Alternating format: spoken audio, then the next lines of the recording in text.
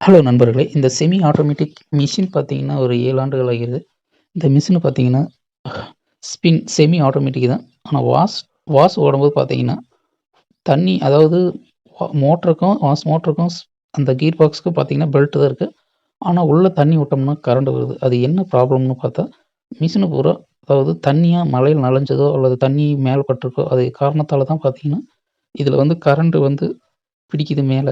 நான் முதல் முறையாக அட்டெண்ட் பண்ண கம்ப்ளைண்ட் செமி ஆட்டோமேட்டிக்கில வாஷுக்குள்ள வாஷ் ஓடுற இடத்துல பார்த்தீங்கன்னா, கரண்ட் வர்றது இதுதான் முதல் தடவ. ஆனா ப்ராப்பரா கரண்ட் பிடிக்குதுங்க.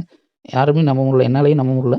ஆனா இதுக்கு அந்த டைமர் கீ தான் 6.5 கேஜி. இதில பாருங்க டிஃப்ரெண்ட்டா அதாவது கியர் பாக்ஸ் ரொம்ப டேமேஜா இருக்கு. ரொம்ப டிஃபிகல்ட்டா இருக்கு நேர்களே. பாருங்க நல்லா ஆயில் அடிச்சிருக்கு. பார்த்தீங்கன்னா தெரியும்.